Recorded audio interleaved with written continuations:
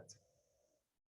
All right, cool. So it's Wednesday, February 9th, and we're just having another awesome conversation about our intentions to bring together the community that is exploring the nature of reality and consciousness and helping them find each other and helping them to find themselves easily so others can quickly connect to the right tribe and the right community. I'm very excited about the potential. So Natalie, Erez, thank you. Lisa, thanks for joining us. Lisa, hi, thank you for joining us. Good morning, Erez. Thank you for waking up early for us. Good morning, great. You know, so I see a possibility here for, hi Lisa, good morning, good afternoon, wherever you are. Good morning, everyone. Good morning. Where are you at? Where are you? I'm Luke's neighbor. We're about 30 minutes away from each other. Rico. Yeah. Nice. Great. Great. So look, when we started, the reason that reality is interesting to me is because the same way your body would be interesting to you.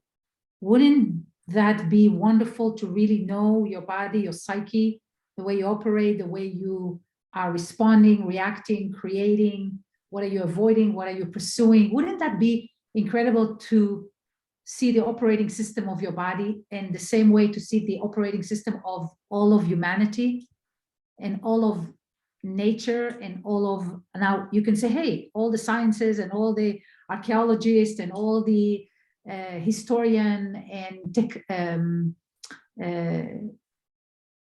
computer engineers, basically humanity is busy researching and creating what is reality like. Now, why am I saying this? Creating the database is one aspect, but I'm actually open to anything. Like the last few weeks, I've been immersing myself more and more in studying the metaverse, which is, I believe it's going to happen if we want or if we don't want. I believe that we are really offering each other experiences, and the deeper, more intense, more immersive, more multi-dimensional they are, the more we stay there. And the same way Web 1.0, 2.0, 3.0, I believe it's coming. It's coming. The metaverse is coming. Not only that, but crypto or you know, Bitcoin is going to continue. It feels really right as an alternative reality we're creating. So I guess when I left you a message, Luke, asking, so the philosophy behind everything, each one of us would have her or his own philosophy. I'm curious about what can be done, okay? What can be done in terms of how could we expose or undress or from the inside out, allow us to see reality as it is, purely as it is, as it arising right now. So this is something that interests me. Why? Because if we can actually see reality as it is, beyond the story we have about reality and our perception about it, and we can see it individually and collectively, there's a very rich ground here for co-creation that really serves the whole planet. That's the only purpose, actually. So awakening, serving all of life, regenerative operating system that serves all of life, beyond the materialistic, beyond the state of affairs right now. So this is what interests me. How could we reveal the operating system? Now, the thing about reality, what I realized is, you're not watching something out there, you're co-creating it as you're watching it. So, you know, they talk about the collapse of the wave function. So basically, the minute you observe something, all the possibilities actualize into one reality that is happening right here, right now. So I'm curious about all this. I have only part of the answer, and I'm sure Erez and you and Lisa and all of us have different perspectives about what's actually happening. What is our experience of our reality? What is happening here? Why are we here? Where are we headed? How can we create a better future for all. But I'm interested in undressing or exposing or revealing reality. And I'm curious whether Metaverse would be a good place to start as well, in addition to the database. Okay, so having players in the Metaverse, like design an environment for reality researchers or spiritual teachers or quantum physicists, whoever wants to join this environment, to start to play with each other, because it's the play, it's the interaction between the different perspectives that gives a rise to another level of intelligence, to another level of understanding, to another level of maturation, of cross-fertilization. It's that engagement. So I'm saying this because I'm curious about, in addition to the database that we are going to start, I mean, is the database really necessary? I mean, I could do a real good search, and the search will bring us the result of all the reality researchers or all the, biologists, neurobiologists, and so forth. So I'm curious now about the actual thing, the actual creation, the actual project, and I'd love to hear your perspective. I have a lot of thoughts on that, but I want to bounce it off Erez first. I'm curious your thoughts on the metaverse and its relationship and role in reality and creation of reality. There's a lot here to talk about, and so I'd like to, I guess, begin to address this broad range by pointing out that truth is the state of reality. And what I mean by that is that it is not something that you can directly experience. We cannot look at reality. We can never look at reality because reality is that which functions. What we can do is we can observe things that we are allowing ourselves to be more in alignment towards truth, more in alignment towards the state of reality, or less in alignment. Because, as you pointed out, Natalie, we create, or we are co-creating this. So we can create things in our imagination, create things physically, we are creators. And so there is a sense, and this will then tie into the metaverse, the sense that we fundamentally, if we're going to begin to research reality, so to speak, really what we fundamentally need to do is we need to align ourselves towards truth, which is the state of reality. The less we do that, the further away we get. And that is one of the challenges of the metaverse / virtual reality / all these things, where we are creating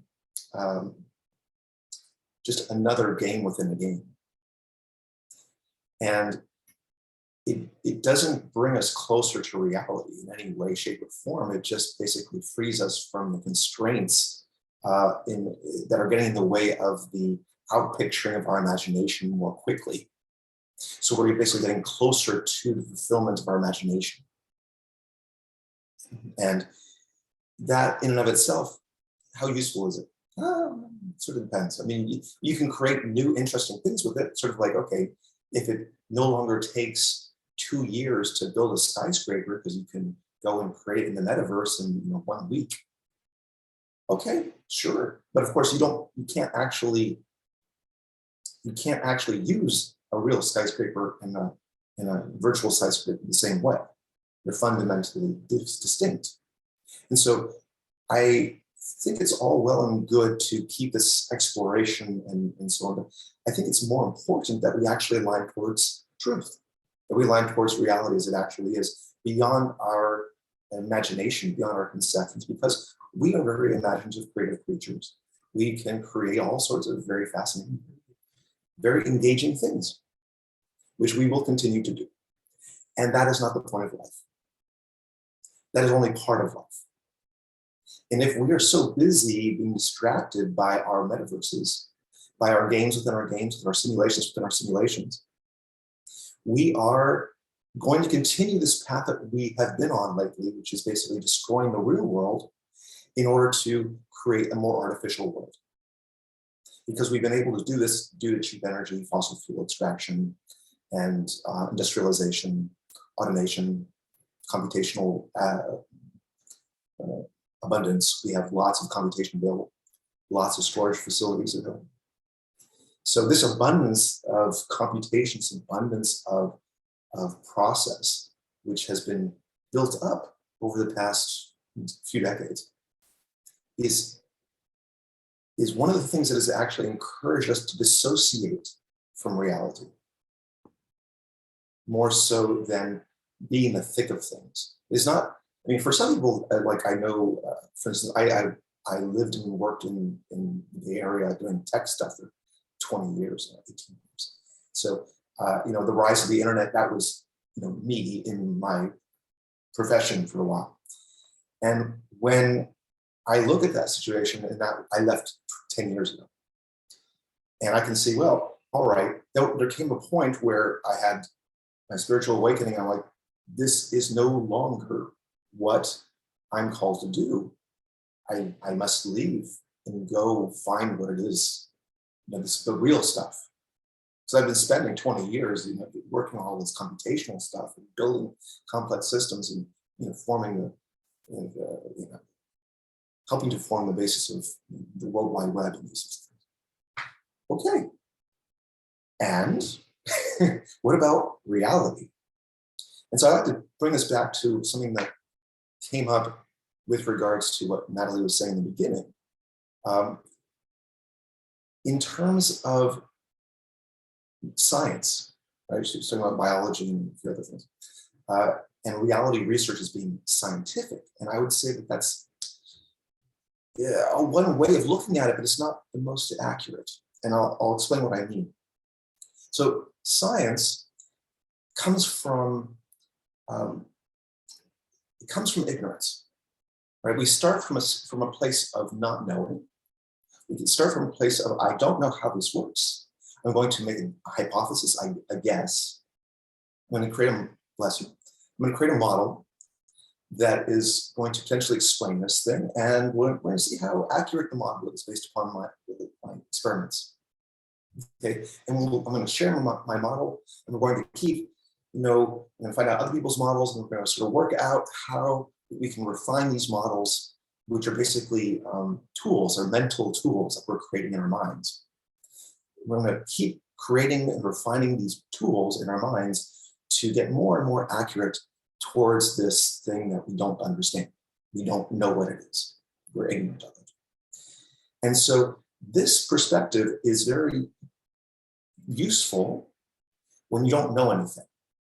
And it's also very laborious. It takes a lot of effort. And thank goodness that we have so many people who've been trained in the sciences now. There are millions of people who have degrees and scientific degrees and are working in the sciences. And so it's allowed for an exponential growth in the degree of accuracy and complexity of the scientific endeavor in terms of the models that we create and the physical things we create, the physical tools that we use for experiments as well have also gotten much, much more accurate and much more detailed. All right, that's one perspective when you're dealing with reality. It's coming from ignorance, and then you are inducing, using induction, logical induction, to form hypotheses and test those hypotheses and keep refining. The other perspective, the 180-degree perspective that we're coming at, is spirituality. It's coming from gnosis, which is basically the inner knowing. It's when I look out at the sky right now, I'm seeing a light blue, right? A cyan, actually. And so I'm observing the color cyan. I don't even need to know why or how. I mean, in my case, I happen to know. I have an explanation. I have a pretty good explanation, pretty accurate explanation as to why I'm seeing cyan right now when I look outside. And it doesn't make a bit of difference in terms of reality, because reality is still giving me this cyan color regardless. Okay. And so there's a sense of, I know the sky is blue because I'm observing it. I am receiving information directly without any explanation as to why or how I'm receiving this.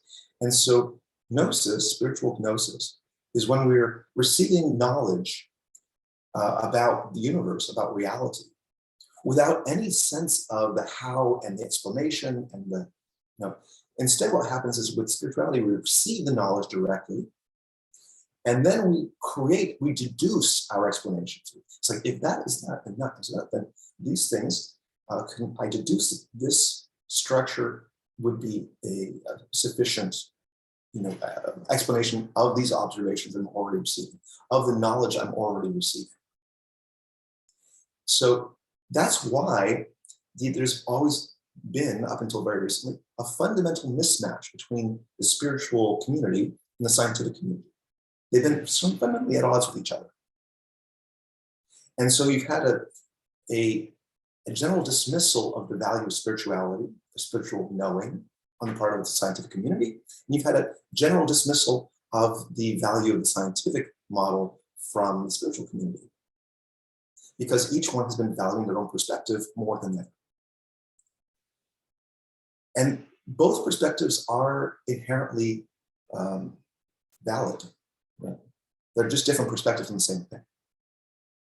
And so what we are encountering now, which is apropos for researching reality and joining forces with different parties who may be coming from different perspectives to approach the same thing, is that we're now finally able to bridge the gap. We're finally able to allow these two perspectives to meet, because if we can get them aligned well enough, then they're going to be pointing the same way and sort of like, building a tunnel from two different directions and we're going to meet up in the middle. They're finally getting close enough in their accuracy of the direction they're going in that they can actually do that. So that is what I see as being, the goal of this endeavor that we seem to be on at the moment.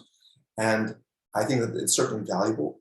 And I believe it's also important to be aware of the nature of these contrasting perspectives and that they're actually pointing to the same thing, because what we are observing, what we are doing is, let's put it this way, the observations we are having at this moment and every moment are not reality. Reality is the underlying framework, the underlying system of functioning, which allows us to have this experience that we're having. The experience that we're having in and of itself is not it. Does that make sense? Yeah. I was thinking the exact same comment when Natalie said, we're gonna really know reality. I'm like, well, what I'm exploring, apparently that's like not a thing you can know. And that's like, the Tao that can be named is not the true Tao. This idea that I've been thinking about of a spiral towards truth, which would be, the absolute nature of reality, but you never touch it. You just get closer by being less wrong. I like how you describe it. It's probably even better than less wrong. I know Sean King has had a lot of conflicts with that language. Like, I don't like that at all, but coming into alignment with what is. I like that. That's a nice positive framework as opposed to a double negative, essentially. So I had a couple comments I wanted to inject in here. This is beautiful. Thank you. One was a comment Natalie said about the database. And I realized the reason why I want that, the reason that's interesting to me is that I'm kind of semi-newly on this journey. I mean, the last few years, I've definitely been toying around with it, but to the point where I'm like, I might actually reposition my responsibilities at some level so I can focus on this. And I really want to dive in. And yes, I can do that Google search. And yes, I can spend lots of times sifting through who knows what, but having some level of a guide based on what I know about myself already and what I've explored already and the things that resonate with me, they could be very, very valuable. And so the idea of this, collection of information that's categorized in a way that I can filter towards what I'm currently interested in, while sprinkling in things I know I disagree with, but I want to check in and make sure I still disagree with it, or whatever. And at the same time, having an ability to be like, quick check-in.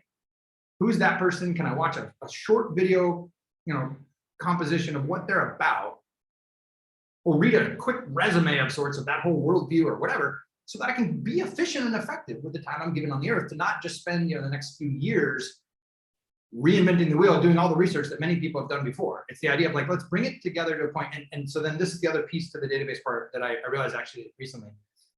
We also have to be careful of access to the database, because spam decreases the ability to function. I think there are people who would love to access this information, to have a great list of people they can just go spam. And so I was thinking about that also. I don't yet have an answer for that, but there might be, I don't know, some process of validation, invites from people who are already validated, something along those lines, some basic form of reputation identity potentially might be part of this to protect those so they'd be willing to be, included in this system. That was one thought. Because I know there are people that have products to sell, frankly. They're doing spiritual stuff and they're all about their thing and they're like, I've got to sell it to everybody because we're changing the world, and you're going to get a lot of that. I think you're going to get people that are like, I have something important for the world and I want to use your database to let everybody know about it. And I think there's going to be a proper forum for that, where people will kind of opt into getting that cool information, the latest updates from some cool project and learning about something new. But I think it's an example of how I want to think differently about the systems we build that are not based on like the old systems where it's like a centrally controlled thing like Facebook basically says, I get to control what you see and it's based on how much people pay me and it's all about access and everything. Whereas more of like a collaborative shared consensus of rules for access that are flexible, dynamic, and run by the community itself. So essentially, you protect what you value. That's another big piece of that I want to inject in here, that a lot of what I've previously labeled as like bad or whatever is just people protecting what they value and figuring out a way that we can do that effectively, I think does increase the ability to function. So that was the comment on the database. A couple other comments and then I want to shut up. The imagination part of it and how useful is that. Natalie, thank you for that video, the 2-hour video with Bach and Donald Hoffman. I watched that last night, really enjoyed that. And I mean, it was just, I want to be smart enough to understand half of what they talked about because it was just really brilliant. They're talking about the math behind their different theories of reality, and it was just phenomenal. I'll share it in the still contingent group in Discord if you guys are interested. But yeah, Natalie shared that with me, super fascinating.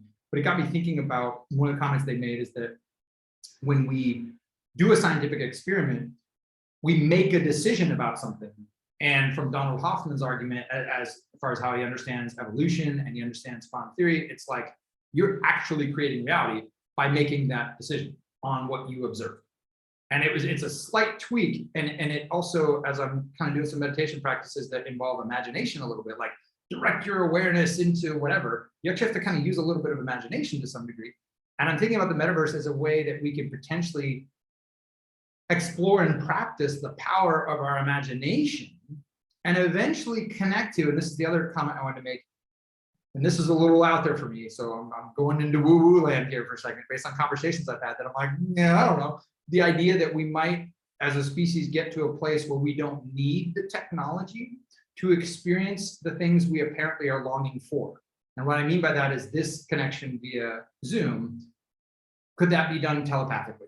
Could we literally have a non-physical matter reality experience where we drop into our avatar selves or whatever, and we go into our spirit realm and we're all hanging out at a campfire with our, spirit guides or whatever. We have this amazing conversation without words, without, but on a deep, and I'm thinking back to our cypherpunk novels. The cypherpunk genre had a huge influence on creating the reality we see. We are literally living in Snow Crash and Diamond Age and all these kind of cyberpunk novels. And so when I think about the metaverse, I think about the connection to this technology and the description of it playing and exploring this technology being a way to potentially awaken something that we can then experience a new version. I mean, whether it's astral projection or remote viewing or all these kind of like, for me right now, kind of like esoteric, like, I don't know if any of that's real, but I have some smart friends who are like, it's kind of for real. You should check it out. It might take you a few years to figure it out, but I'm kind of like, yeah, maybe worth my exploration. I don't know. And so I'm thinking about the metaverse as a potential way to, like a crutch, like even the way I think about certain plant medicines, psychedelics, things like that, they're like almost cheat codes to the video game. You get to like explore a little bit, but then you have to go play on real mode, when you're actually aligned with reality as it's normally experienced in a normal state of consciousness. I think about the metaverse as a way to maybe help people recognize, yeah, you can fly over there like you can in the metaverse using, astral projection and things like that, supposedly. Again, I'm not validating these concepts as being real in my reality because they're not yet, but someday I might experience them. And then that kind of back to Erez's question about, or point about the realignment of science and this kind of mystic, spiritual, non-physical reality type things, because I think that the more I listen to people like Donald Hoffman, all these really smart people, the more I look at quantum mechanics and where it's going, and the more I look at kind of the irreproducibility problem in science, where they're saying, hey, we just ran it exactly the same way as we ran it before, and it's not working this time, and we're really confused. And the idea that maybe the consciousness of those participating in the study impacts the study in a way that we don't currently have a measuring stick for, but we might in the future. And so, and even with the Neuralink and stuff, as the metaverse becomes more fully immersive in our brain and how the brain is receiving signals, we might start to, and I had a conversation earlier this week where someone saying eventually we might measure consciousness, like actually have a way to, just like a radio can measure the signal coming from the radio station, what if we could measure the signal coming from source consciousness and go, oh my gosh. And maybe that's what AI is. We eventually create a silicon-based measuring device that can measure that signal uniquely, and oh my gosh, they're a consciousness now. I don't know. These are things that I want to explore, but I want to do it in a way where it's accessible to people who don't necessarily have a whole bunch of time to read all the books I've been reading and all the research you guys have been doing for decades. Like a way that it's like, I can get a little taste and it can start my process of awakening to the point where I'm like, oh wow, okay, I want to do something that's more real now. Can I begin to address some of these things, because you're Yes. bringing up a lot of stuff here. So first of all, consciousness is not a signal, so that you want people to find a signal for it. It's not separate. It doesn't, it's not separate from the physical world. That said, with regards to things like astral projection. I'm sorry, could you define consciousness again? I just read your latest draft of the book. I'm almost done through it, but you have a definition for consciousness I thought was interesting, but I'm forgetting what it is at the moment. It's the ability to witness and make choices. Yes, thank you. I knew it had to do with choices because we're having that conversation with Sean about that. Yeah, the ability to witness and make choices. Okay, excellent. Thank you. And so it's pervasive throughout all of life, throughout all of the universe of universes, etc. So that said, when it comes to things like astral projection and bilocation and all these sorts of things, is it possible without our metaverse type technologies? Yes, it's been talked about and written about by the Swami order in India for a very long time, thousands of years. So yes, it has been known and it has been pursued, but it's sort of like a very, very advanced skill set, which requires one to go beyond the ego. Because what happens is that the ego is especially you can view it, if you want to keep talking computation, you can view it as a computational process which is looping within your brain, mostly your nervous system, maintaining your state of self. And so this is in relation to your body. And so when you're going beyond your body, when your consciousness is no longer, you're no longer limiting yourself to your body, you have to go beyond this loop. You have to extend beyond it. And then we get into the higher dimensions of reality, which are tied to the soul architecture and how the progression of decision making, the choice making is not occurring at the physical level, it's occurring at a higher level. So that's why consciousness is the ability to witness and make choices. That ability and those choices are actually occurring at they're not occurring at this level of density that allows for the physical realm to exist. This is an outpicturing of a higher frequency aspect of a singular vibration, actually.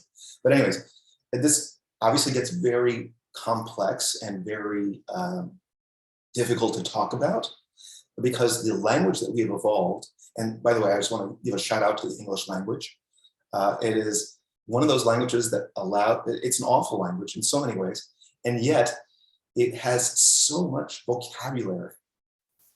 There are often like 5 different ways to say the same thing, each one with a different nuance that allows for a greater degree of specificity and nomenclature and being able to have a shared language within the language.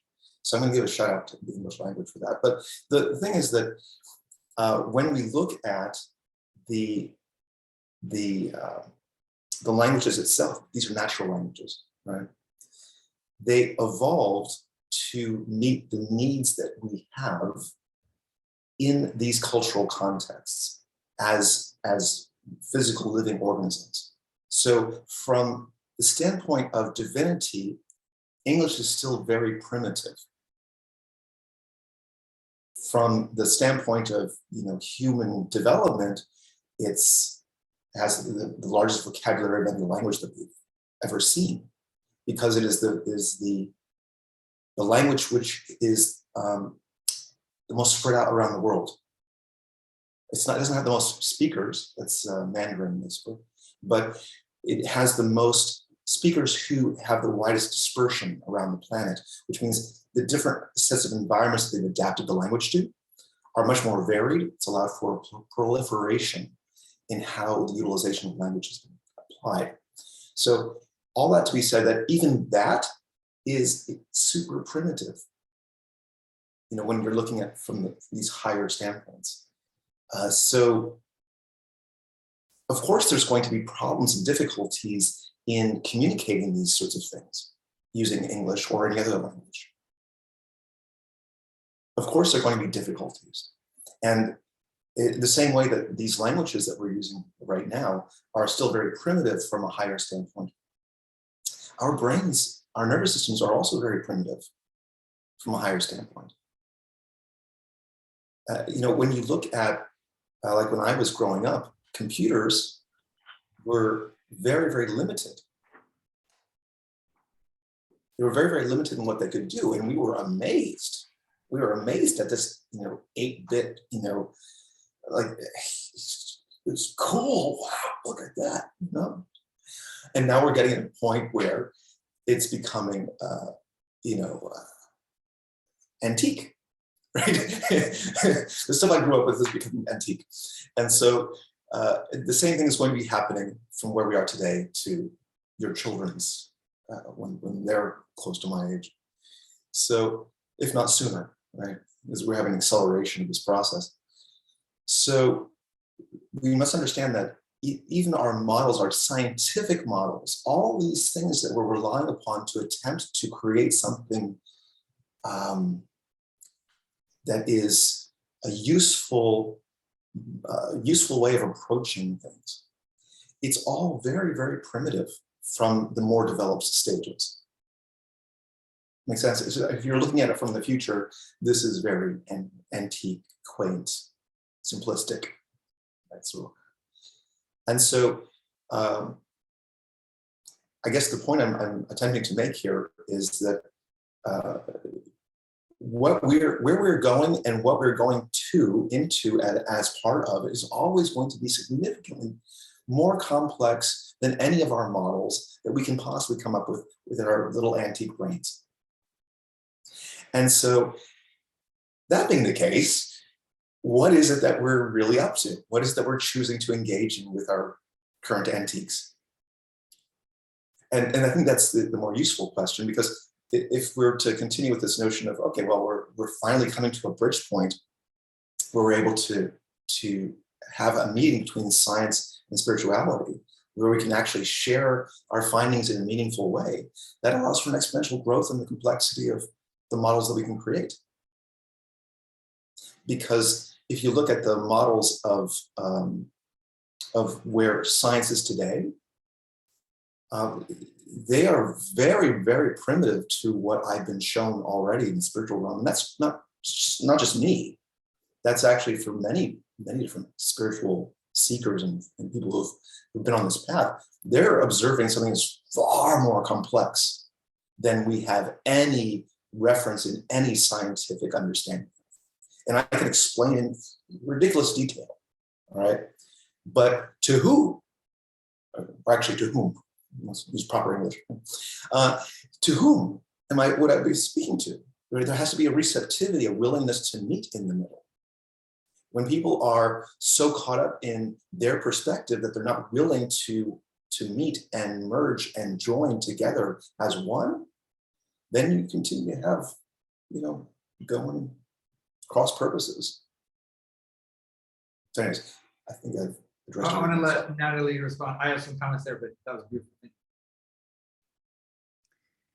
So I'm curious, why are we here in terms of, is there a direction to what we're bringing? And of course, spirituality and scientific and humanities and arts, all of them are valid. And maybe you can't quite see reality, you can see the reflection of reality through all the arisings.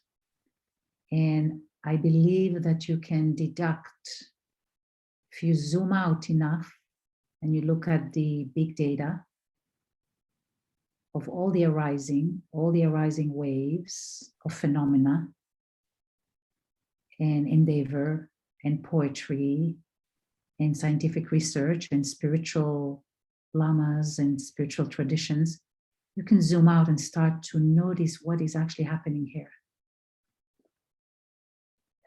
I'm completely in agreement with what Erez is saying, and I'm feeling an impulse to do something with it. So not only validating it or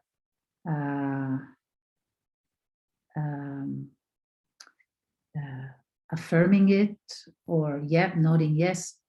The question is, if we bring this information from the future, if we bring these super sophisticated vessels that are not here yet in our reality, in this 2022 reality, if we bring it, if we combine all spiritual teachers and all scientific research and all creative phenomena, if we combine them all together,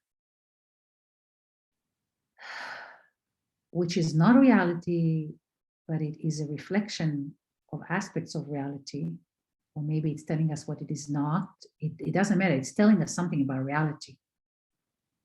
If we combine this, what can be done with it? If you take the highest spiritual traditions, wisdom, if you take the most advanced scientific research, if you take the most advanced psychics and artists and technologists, you put them together, what do we create with that in order to serve all of humanity and all of evolution? What do we do?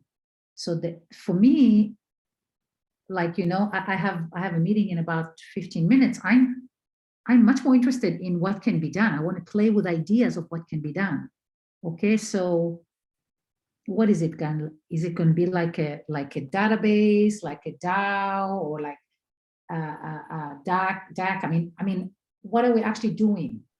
For me, the doing is important because through that I experiment through play, through the playful exploration and see what happened. Maybe we build this DAC and we build this database and we have, okay, 100 people. When there's like 8 billion people on the planet, we have 100 people. It's like, okay, that's a nice, like you said, a nice game. Maybe we build an augmented reality or a metaverse, and we have, I don't know, 1,000 people playing or 20. I mean, for me, it's about the play with what we're creating, not talking about it, not explaining it, not building theories about it. I think we have enough theories. It's about bringing it to this dimension. Like, you know, people could have talked about creating a video conferencing as an idea. Okay. And of course I can see you psychically. That's what I do for a living. You know, I have a whole practice based on being able to see beyond the physical. That's what I do every day of my life. But that's not the point. The point is, could we allow all people to open psychic capacities, teleportation, telecommunication, clairaudience, clairsentient, connection with the future, with the past, travel in time, telekinesis? Could we open that for everybody? That's what I'm interested in. Not as an idea, because the idea is already there. It's thousands of years old. The thing is, for me, we need to build vessels. So the whole idea of ensoulment actually is about creating vessels. And vessels, we know it's not the truth. We know it's not the whole truth. We know, but we build vessels and we play with it and we see, because like you, our psyche, our human body is a vessel. Sophisticated or not, it's a great vessel, great self-aware vessel, okay? And, you know, I actually hand it to all the technology people and all the, because they actually are they bring ideas and turn them into a real thing. And for me, the project has to be real, not another set of conferences or another set of lectures or another set of books. These are important. I'm not invalidating them. That's what I do as well. But I'm curious about the application. Like, what could we build in order to facilitate this mass awakening, or this really sophisticated brain or sophisticated vessel that we are to actually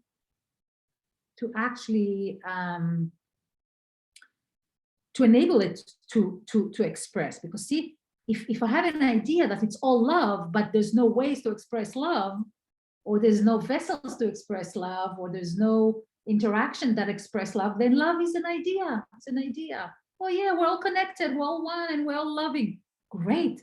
Let's bring it here. Let's bring this love here to our governments, to our healthcare systems, to our bodies, to our relationships.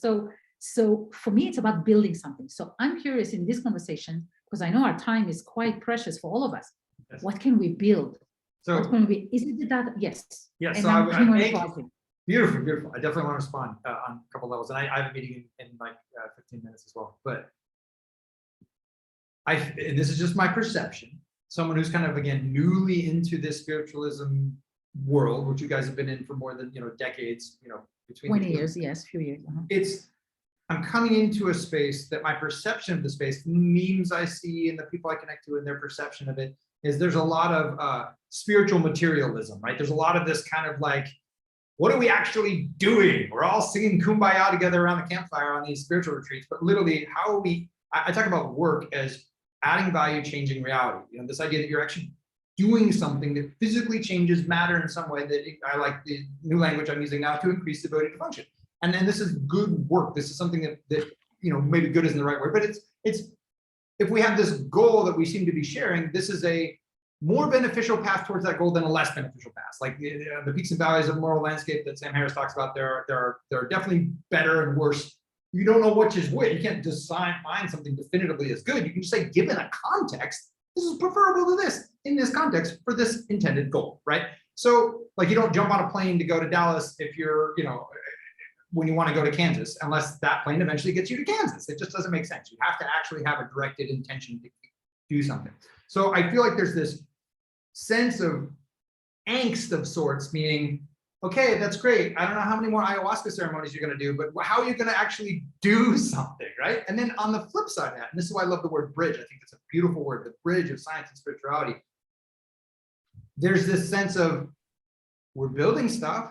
We got Silicon Valley, but people are shitting in the streets. Like, this isn't a great plan. Like, we're doing stuff with our tech and our work and our effort, but it's all empty. There's no spiritual soul connection to it, right? And so now there's this thing, and their angst going, do I have to spend another 10, 15, 20 years like you guys did, going off to meditation retreats and reading all these books? And that's where I'm at right now. So again, my connection to this is just, I generally just do stuff that I like, and it attracts people that say, yeah, that.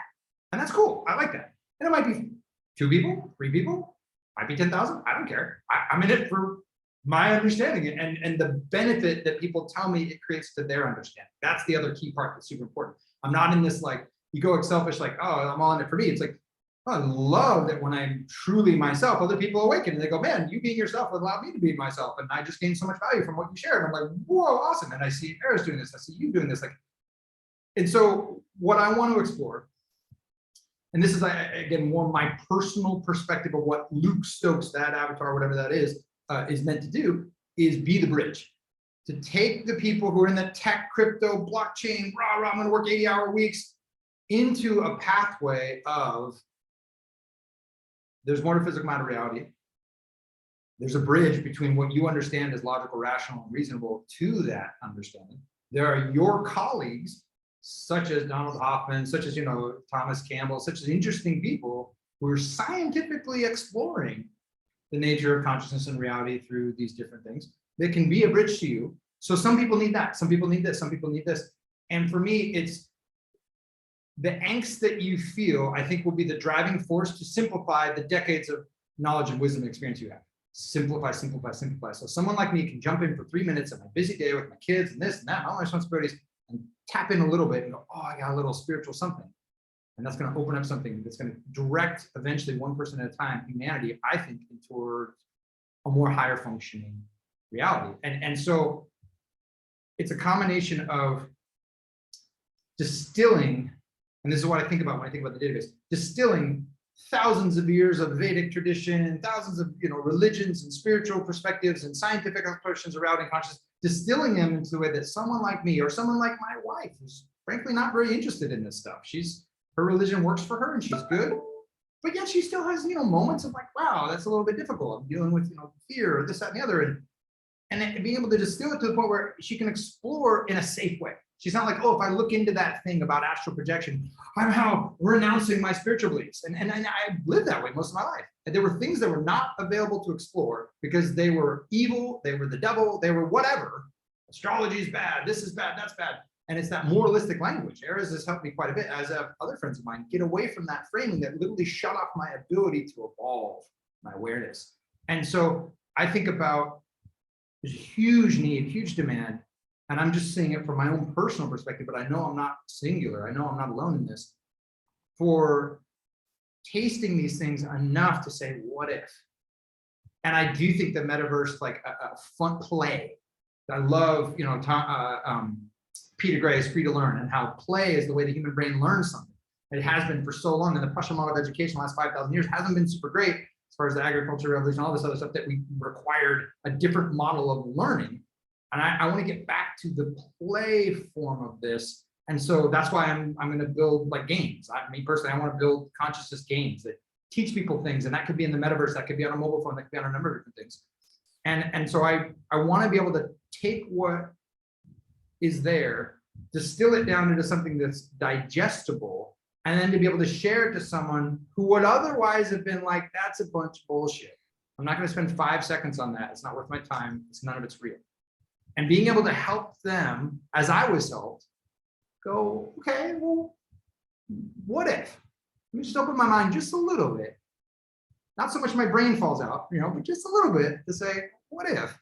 And so I'll answer your question, Natalie, in terms of what I would like to see happen. Whether or not you guys continue in the journey of what I'm doing, that's up to you for sure. But I want to distill all this stuff in a way that it's useful for me as I'm on my journey.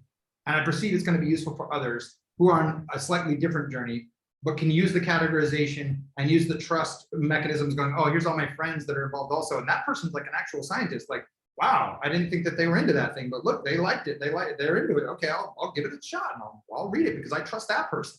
Now that's what we do as a relational species. We connect to, a social proof and say, hey, well, I trust you. I otherwise wouldn't read it, but you recommended it. Someone sent me a book today on light leadership, I think it was what it's called. He's totally like the furthest from woo as you can imagine, but his mentor like forced him to do it. You have to read this book. And he read it and he's like, I think you'd really like this book, Luke. I normally not into this stuff, but So hopefully that answers your question. To me, it's as far as the actual process of doing beyond these calls, you're probably bored of these calls. You've done hundreds of thousands of these calls. They're fresh and new to me. And I think they're going to be fresh and new to other people. So finding that balance of where you're annoyed enough to like force us to get something done, but at the same time recognize like, man, this is the doing. There is okay. So tell me more.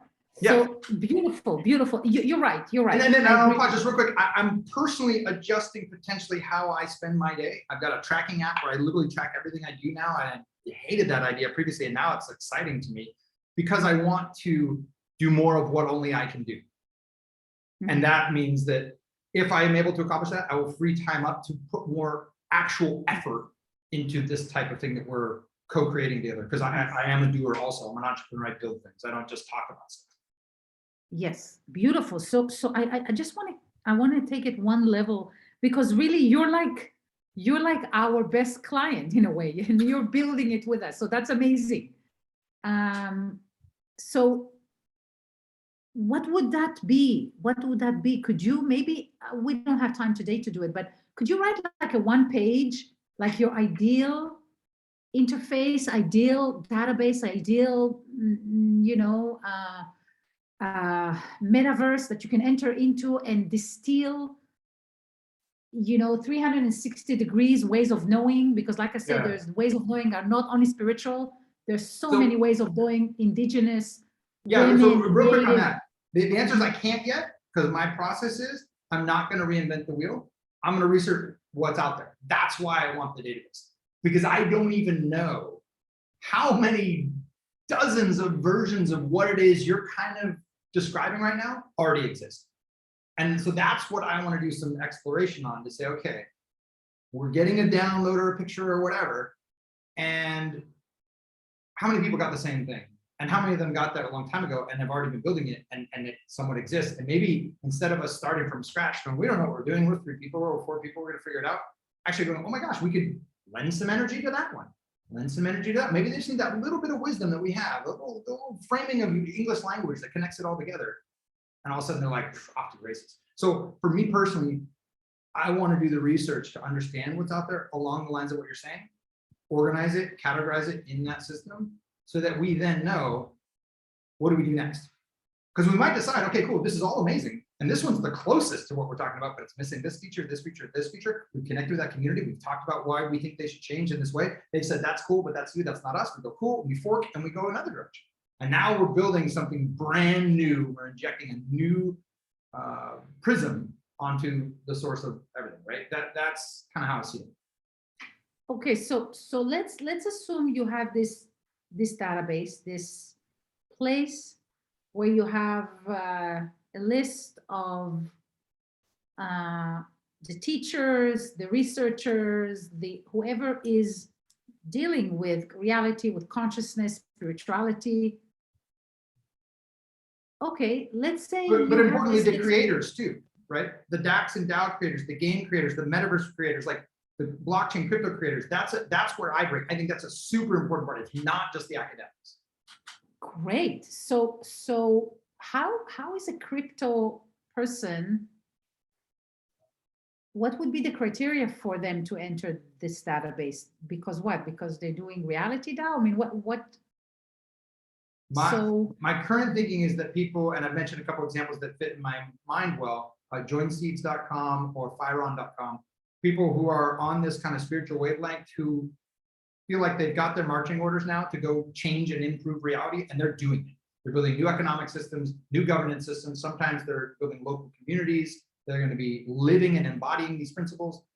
That's all I got so far. So it's not just I'm focusing on reality and consciousness. I'm actually doing something to impact reality. And I think they could benefit a lot from some of these perspectives if they can be in a bite-sized, like I can't send these friends, these hour-long calls. They're too damn busy changing reality. So can I send them a 3-minute call? And they'd be like, ooh, good insight there. Yeah, like I'm at tool 17 so far in your book. Those 17 tools, just like Sean King's maxims. He's got a page of maxims. Amazing example of just bite-sized, awesome stuff. Unfortunately, I do have to jump to another call here. Yeah, me too. Okay.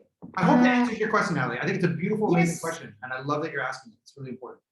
So could we schedule our next call? And in our next call, this is something I'd like to ask all of us to be more like what you just. I want to dive deeper into this, what we want to create, and maybe one of us can say, "Hey, nothing," or maybe one of us can say, "We just need to create this." So I'd like us to talk about an actual creative, like you said, going and something that's creating something new that has not been there before. It's valuable along the lines that we're talking. Okay, I want us to focus there, even if we have more pauses or more because like you mentioned, I've had thousands of hours, if not so but if it's valuable to you, Luke, and to our community, then I'm totally fine. Like you said, you're right. I should be just patient and just see what emerges. So when is a good time next week? I'm busy all next week. I'll be going to Atlanta and then Denver. But what I am trying to, and I haven't announced it to the team yet, but I think I'm going to take the back half of February off of my responsibilities and work so that I can actually start thinking about this. So I don't think there's going to be much from my end that I can do in the next week and a half or 2 weeks. Okay. But we're all here, and you guys want to, if you want to meet and continue the conversation, absolutely. But my thought is, so, okay, no problem. Let's look at the following week, the 20th. Yeah, this time works for me, if that works for you guys. Next Wednesday? Yeah, 23rd Okay. would be next Wednesday. Yeah, 23rd. that would be great. Okay. How is it for you, Erez? It works. Awesome. Okay, great. So, And I just so appreciate that you guys even care enough to listen to me ramble and share your ideas, because I do think no, it's fun. good. And wherever it goes, we'll see. I have no expectations and no attachments to any outcome. I've done enough of these, let's get a group together and do some amazing things, and seen them fizzle out over time.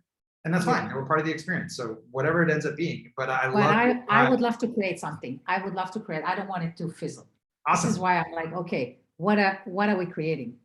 Beautiful. Thank you so much. Thank you, everybody. Have a beautiful I will see you.